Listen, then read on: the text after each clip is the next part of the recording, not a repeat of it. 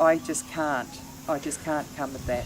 So it's sort of really even a health and safety issue if people are forced to to not flush their toilet as regularly. Yeah. I mean, what sort of implications does that have the diseases that are going to come from that? Also, another thing that I have pointed out to council and that is I still do rinse my cans. I'm quite, I'm not a fanatic about it, but I'm quite into having things recycled where possible. And I will still rinse my cans because I've got a rainwater tap in the kitchen and I give it a quick rinse and try and keep it clean. But do you think at $700 in 3 months, and the 2 bills I've got so far, another one coming, so 3 and 4 months, do you think I'm going to use council water for, like in the paper the other day, it was the mayor, but it's council, were putting their chest out and saying we're a wonderful recycling city. Well, you can put paid to that because I'm not going to use water that I have to pay them for so that they can boast that they're into recycling, and those recycling bins are going to stink.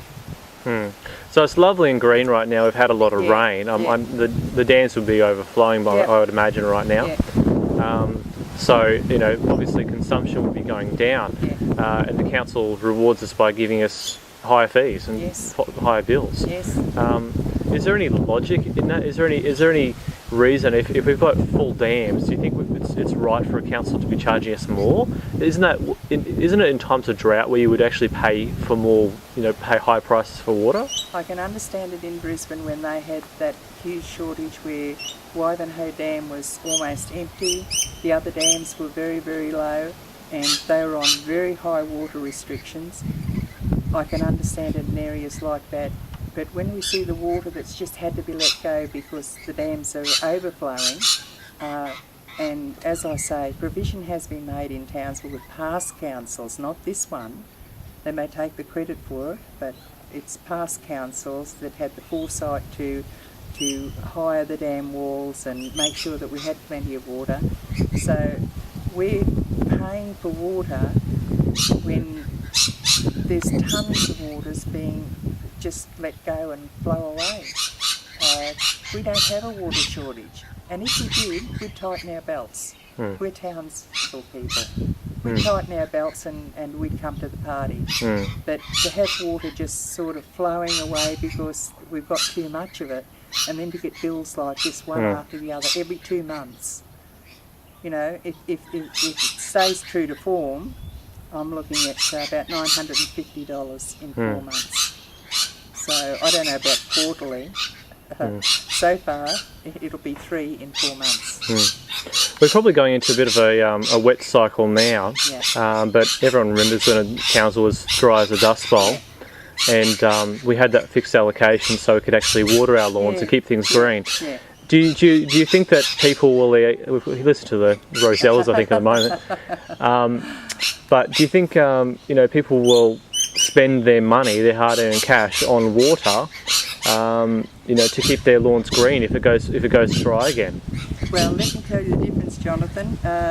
The $35.75 I spent on 65 kilolitres of water, that was before I realised that they'd already put into motion charging me for it. So around my house, I was always very proud to have just a nice little bit of green around my house, a few little ferns. I'm not a great gardener, I'm not able to do a lot of gardening, but that was $35.75.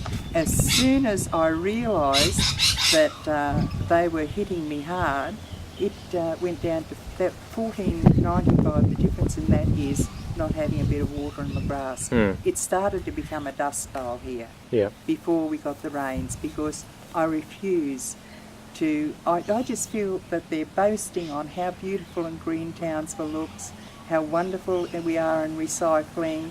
They're taking all the credit and they're putting all the cost onto the people. Onto us. But more than the cost. Nobody minds paying the cost of usage, but I just feel that that's over. I've never expected anyone to pay my way or look after me. I've always worked hard, never asked for a cent from anyone. There were times where I could have asked for money from the government or whatever. I'm very grateful to have the pension. And as I say, you know, a lot have complained in times past that the pension was enough or the pension was this or that. I've just always been very grateful to have it, and I've been very careful, and I've managed to, you know, live on the pension and not complain. But with this new council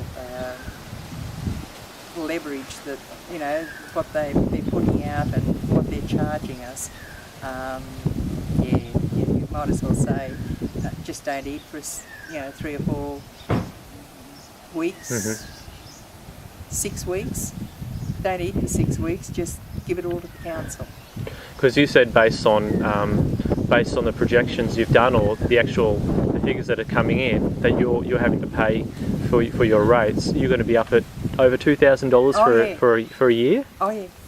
So that's and you're a low consumer, a low consumer of water. Yes. So if that's what you're estimated to pay for a year, what is it going to be for other people? Yeah, and this was my mum's house, and she left it to me. So at least I have a home that I now own that I can live in. I can't imagine people that have got mortgages and children and you know, cars to pay off, and most people have those debts. You know, that's part of living. That's part of, you know, rearing a family and living in the community. How are they going to do?